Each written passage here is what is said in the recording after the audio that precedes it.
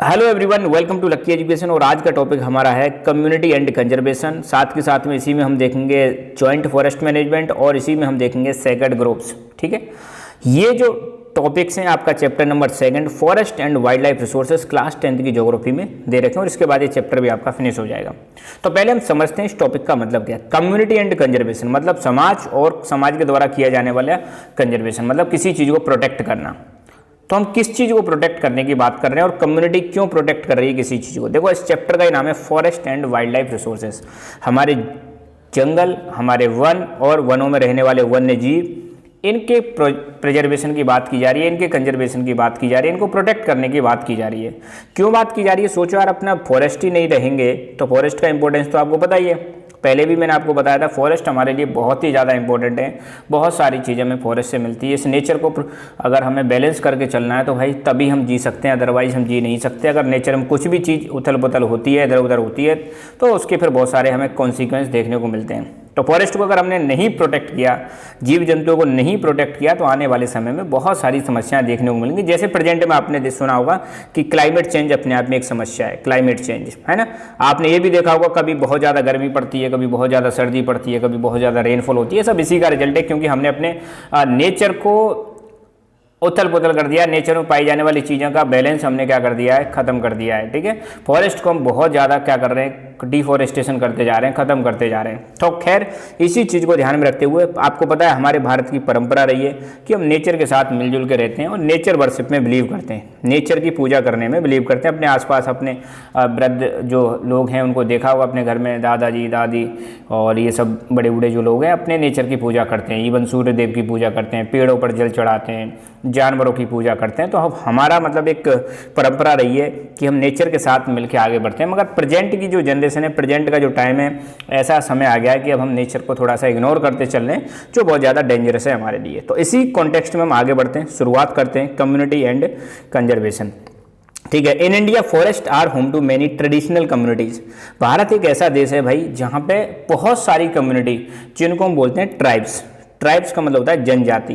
Tribes वो लोग होते हैं जो जंगलों में निवास करते हैं, जंगलों में रहते हैं। आपने बहुत सारी आजकल मूवीज़ देखी होंगी जिनमें ट्राइबल कल्चर के बारे में आपने देखा होगा। ठीक है, आज भी ऐसी बहुत सारी कम्युनिटी है, नॉट ओनली इन इंडिया, पूरे वर्ल्ड में ऐसी बहुत सारी कम्युनिटी हैं जो ट्राइबल एरिया में रहती हैं और वहीं से अपना जीवन यापन करते हैं और उनके पास कोई सोर्स नहीं है रहने का। ठीक है, जैसे कई सारी मूवीज में दिखाया गया है कि इनका जो सोर्स ऑफ लाइवलीहुड है वो क्या होता है, जंगल ही होते हैं और जंगलों से ही अपने मतलब जीवन यापन करते हैं। बाहर की दुनिया से इनका कांटेक्ट बहुत कम होता है। तो आज की डेट में हमारी जो ट्रेडिशनल कम्युनिटीज हैं, जो कई सालों से उनकी पीढ़ी दर पीढ़ी जंगलों में ही रहते आ रहे हैं, तो जंगल भाई इनका घर है। इंडिया के कुछ एरिया ऐसे हैं जहाँ पे लोकल कम्युनिटी स्ट्रगल कर रही हैं इन जंगलों को बचाने के लिए गवर्नमेंट ऑफिशियल्स के साथ, क्योंकि ये जंगल क्या है, इनका हैबिटेट है। हैबिटेट का मतलब होता है जहाँ पे लोग निवास करते हैं, उसको हम क्या बोलते हैं, हैबिटेट। अब ये जंगल खत्म क्यों होते जा रहे हैं? सिंपल सी बात है, डेवलपमेंट एक्टिविटीज की वजह से।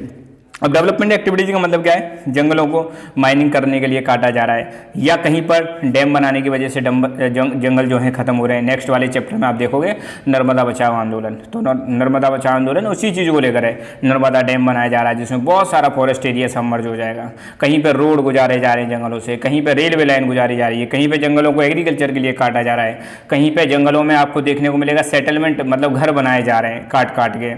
तो ये खत्म हो रही, तो इसलिए लोकल कम्युनिटी जो है वो कह रही है भैया हमारे वनों को बचाओ, जंगलों को बचाओ, ये तो हमारा मतलब जीवन है। अगर यही खत्म हो जाएंगे तो हम कहाँ जाएंगे, है ना। Destruction of natural forest has severely affected many poor rural and tribal communities. अब ये जैसे ही जंगल खत्म हो रहे हैं, इनका डिस्ट्रक्शन हो रहा है, ये बर्बाद हो रहे हैं, तो इसकी वजह से जो बेचारे गरीब लोग हैं गाँव में रहने वाले स्पेशली, और ट्राइबल कम्युनिटीज हैं, ये पूरी तरह से जंगलों पर डिपेंड रहती हैं अपने फ्यूल के लिए, फॉडर के लिए, फूड के लिए, मेडिसिन के लिए, हाउसिंग के लिए, हर चीज़ के लिए पूरी तरह से किस पे रहते हैं, जंगलों पे डिपेंड रहते हैं। सोचो अगर ये जंगल ही नहीं रहेंगे तो ये कहाँ जाएंगे, क्योंकि आपकी तरह हमारी तरह इतने ज़्यादा एजुकेटेड नहीं है, इतने ज़्यादा मतलब वो नहीं है कि बाहर जाके जॉब कर सकें। ये पूरी तरह से आउटर कम्युनिटी से दूर रहते हैं, अपनी ही कम्युनिटी में मस्त रहते हैं। अगर जंगल खत्म हो गए तो इनकी बहुत ज़्यादा समस्या आ जाएगी। तो इसलिए ये लोग क्या हैं, प्रोटेस्ट कर रहे हैं। Due to this destruction many communities have taken to protest and other struggles. तो ये जब जंगलों का बर्बाद जब जंगल हो रहे तो इसी वजह से बहुत सारी कम्युनिटी ऐसी हैं जो प्रोटेस्ट कर रहे हैं, स्ट्रगल कर रहे हैं कि भाई हमारे जंगलों को बचाओ। इसके कुछ एग्जाम्पल आपको देखने को मिलेंगे इस प्रोटेस्ट की और स्ट्रगल के, कहाँ पर मतलब ऐसे प्रोटेस्ट किए जा रहे हैं या इतिहास में क्या पहले कभी ऐसे प्रोटेस्ट हुए थे जंगलों को बचाने के लिए। तो एक तो आपने फेमस सुना होगा, देखो मैं उसको पहले ही बता देता हूँ।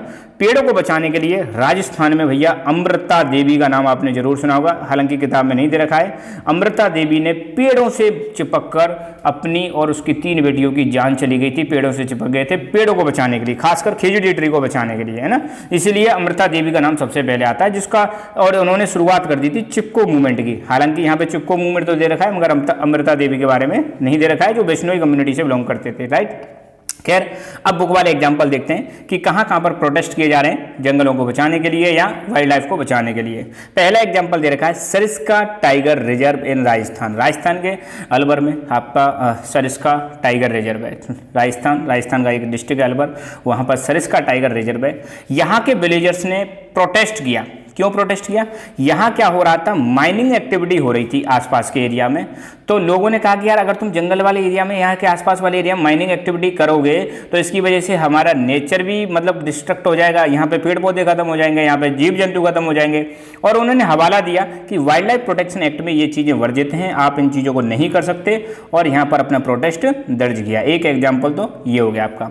दूसरा एग्जाम्पल दे रखा है वही अलवर डिस्ट्रिक्ट राजस्थान का। यहाँ के कुछ 5 गांव के लोगों ने ये डिक्लेयर कर दिया कि 12 एकर्स ऑफ फॉरेस्ट लैंड, मतलब अपने 5 गांव के आसपास में लगभग 1200 एकड़ की जमीन को इन्होंने बोल दिया कि ये हो गया फॉरेस्ट लैंड, और इसका नाम दे दिया भैरवदेव डाकब सेंचुरी, मतलब भैरवदेव डाकब सेंचुरी। और इन्होंने बोल दिया कि यहाँ पर अब ये जो हमने जमीन डिक्लेयर कर दी 1200 एकड़ जमीन, इसको फॉरेस्ट डिक्लेयर कर दिया, बोल दिया कि अब यहाँ पर जो रूल्स एंड रेगुलेशंस होंगे उनको हम बनाएंगे।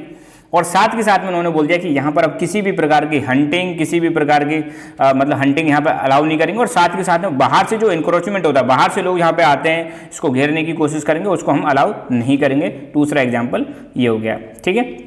तीसरा दे रखा है चिपको मूवमेंट। चिपको मूवमेंट हिमालयाज में किया गया। हिमालयाज मतलब यहाँ पे स्पेशली उत्तराखंड की बात कही जा रही है, बुक में क्लियरली सारी चीज़ें दे नहीं रखी हैं। तो ये चिपको मूवमेंट जो स्टार्ट हुआ था, मैंने पहले बता दिया, राजस्थान में स्टार्ट हुआ था सबसे पहले। तो बाद में फिर ये हमारे देश जब आज़ाद हो गया, आज़ादी के बाद आपको देखने को मिलेगा उत्तराखंड से शुरुआत होती है, उत्तराखंड वाले रीजन में शुरुआत होती है किसकी, चिपको मूवमेंट की। हालांकि खुद उत्तराखंड कब बनाता है, 2000 में बनाता है, मगर वही हिमालयन डिस्ट्रिक्ट जो है वहाँ पर, या हिमालयन जो रीजन है यहाँ पर शुरुआत हुई थी चिपको मूवमेंट की। और यहाँ पर इन्होंने क्या किया, जो डिफोरेस्टेशन किया जा रहा था उस डिफोरेस्टेशन का इन्होंने विरोध किया। रजिस्ट का मतलब है किसी चीज का विरोध करना, है ना। तो इन्होंने विरोध किया, और साथ ही साथ में यही नहीं, इन्होंने एफोरेस्टेशन भी किया। इन्होंने जो इंडिजीनियस स्पीसीज हैं, स्वदेशी जो स्पीसीज हैं, अपने देश की जो स्पीसीज हैं, उनका इन्होंने यहाँ पे क्या किया, एफोरेस्टेशन किया, पेड़ लगाए, डिफोरेस्टेशन का विरोध किया और एफोरेस्टेशन किया।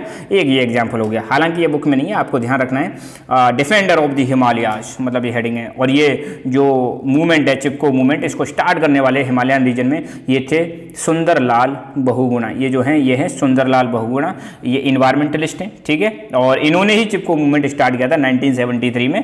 पर्पज यही था कि जो कॉन्ट्रैक्टर थे, प्राइवेट कॉन्ट्रैक्टर यहाँ पे पेड़ों को काट रहे थे, उसको इन्होंने क्या किया, मना किया। गांधीयन आइडियोलॉजी से प्रभावित हैं, इनको पद्म विभूषण अवार्ड भी मिल चुका है, ठीक है। तो इनके बारे में थोड़ा ध्यान रखना। अगला एक और एग्जांपल दे रखा है, ये कह रहे हैं कि ट्रेडिशनल कंजर्वेशन मेथड्स का भी यहाँ पे यूज किया गया। इन्होंने कई सारे मतलब जगहों पर ऐसे प्रयास किए गए कि पुराने तरीके से जो हम खेतीबाड़ी करते आ रहे थे, पुराने तरीके से जो हम फार्मिंग करते आ रहे थे, उनका इन्होंने क्या किया, उनको रिवाइव करने की कोशिश की। रिवाइव का मतलब है दोबारा से उनको शुरू करने की कोशिश की, और नए नए मेथड्स इन्होंने डेवलप किए इकोलॉजिकल फार्मिंग के। मतलब एक ऐसी फार्मिंग करना जहाँ पे हम पुराने सीड्स को यूज कर सकें, पुराने तरीकों को यूज कर सकें। क्योंकि आज देखो, आज हम फार्मिंग किस टाइप की कर रहे हैं, आपने मतलब थोड़ा सा देखो, हमें जल्दबाजी नहीं करनी है। आपको पता है जब ग्रीन रेवोल्यूशन आई तो हमने ऐसी फार्मिंग करना स्टार्ट कर दिया जहां पे हम केमिकल फर्टिलाइजर्स का यूज कर रहे हैं, जहां पे हम हाई यील्डिंग वैरायटी सीड्स का इस्तेमाल कर रहे हैं, जहां हम पेस्टिसाइड्स का इस्तेमाल कर रहे हैं। तो इनकी वजह से क्या हो रहा है, नेचर खराब हो रहा है। साथ ही साथ में जो मतलब फसलें हैं उतनी ज़्यादा मतलब पौष्टिक नहीं है, उनसे जो मतलब अनाज मिलता है बहुत ज़्यादा डेंजरस है। केमिकल्स होते हैं, उससे पानी भी पॉल्यूट हो रहा है, फसलें भी ठीक नहीं है। तो यहाँ पर मतलब एक डिमांड उठी कि अब हम एग्रीकल्चर जो है पुराने तरीके से करेंगे। इसका भी एग्जांपल दे रखा है। फार्मर्स एंड सिटीजन्स ग्रुप ने एक बीज बचाओ आंदोलन चलाया तिहरी में, साथ के साथ में नवधान्य एक और चलाया, नवधान्य।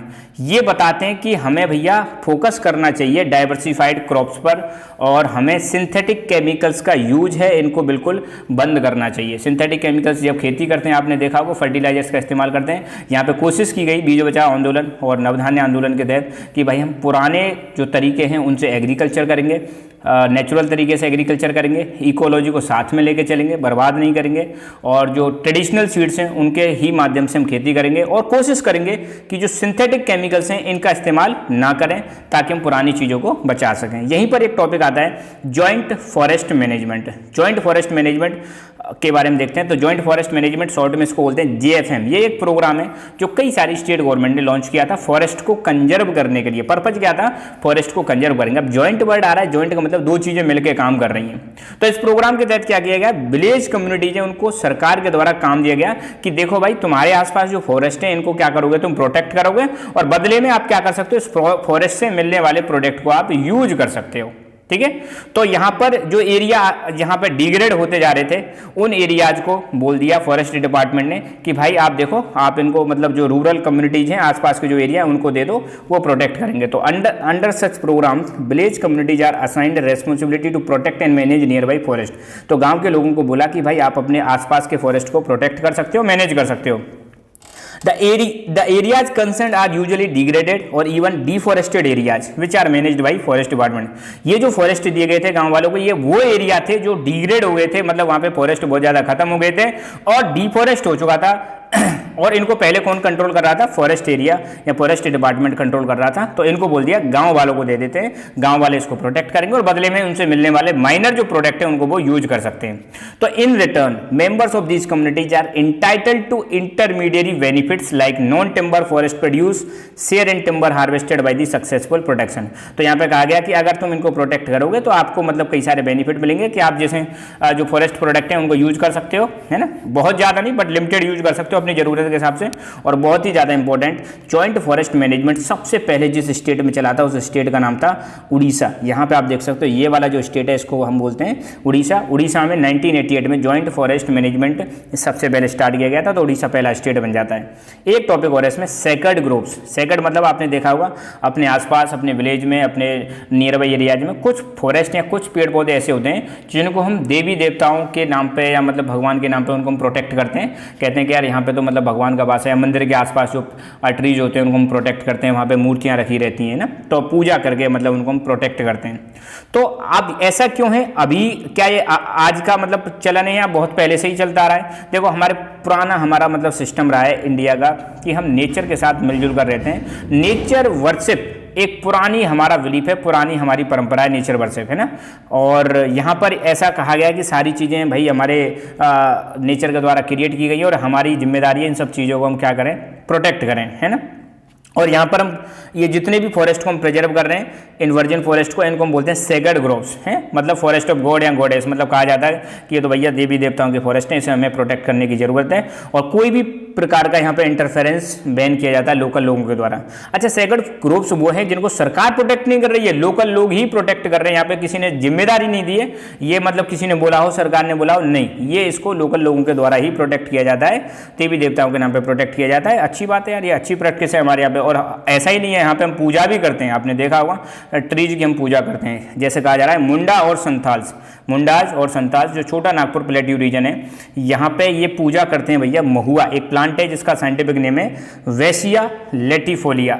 महुआ एक प्लांट है जिसका नाम है साइंटिफिक वेसिया लेटिफोलिया। एंड दूसरा है कदम, कदम का साइंटिफिक नेम दे रखा है एंथोसिफेलस और कदम ट्रीज। तो इनका ही ये पूजा करते हैं। तो पूछा जा सकता है क्वेश्चन, मुंडाज और संथाल जो लोग हैं छोटा नागपुर वाले रीजन में रहते हैं, तो ये कौन कौन से ट्री की पूजा करते हैं? तो महुआ और कदम पूजा कर रहे हैं, तो सिंपल सी बात है, इसको ये प्रोटेक्ट भी करके रखते हैं। साथ के साथ में उड़ीसा बिहार के जो ट्राइबल लोग हैं ये पूजा करते हैं टेमरिंड, टेमरिंड जिसको हम इमली बोलते हैं, और मैंगो की पूजा करते हैं जब शादी वाला सीजन होता है। शादी के टाइम पे इमली और आम की पूजा करते हैं। इमली का साइंटिफिक नेम है टेमरिंडस इंडिका, और मैंगो का साइंटिफिक नेम है मैंजीफेरा इंडिका।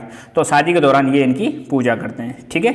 और पीपल और बेनियन ट्री आपने देखा होगा, इनकी भी इनको भी सैक्रेड माना जाता है, इनको भी पवित्र माना जाता है, और इनकी भी गांव में आप देखना बहुत ज़्यादा पूजा पाठ करते हैं ना। साथ ही साथ में राजस्थान में अभी बात कर रहा था, बिश्नोई कम्युनिटी है। कौन सी कम्युनिटी? बिश्नोई कम्युनिटी है, जिसके कई सारे प्रिंसिपल्स हैं। और तो ये भी क्या करते हैं, ब्लैक बक, चिंकारा, नीलगाय, पीकॉक, इनको अपनी कम्युनिटी का हिस्सा मानते हैं और इसकी प्रोटेक्शन करते हैं। और ये बिश्नोई कम्युनिटी वही है जिसने सलमान खान पर भी केस कर दिया था। आपको बताओ तो सलमान खान ने एक मतलब ब्लैक बक मतलब एक काले रंग का यहाँ पे शिकार कर दिया था, उसके बाद उस पर केस कर दिया था।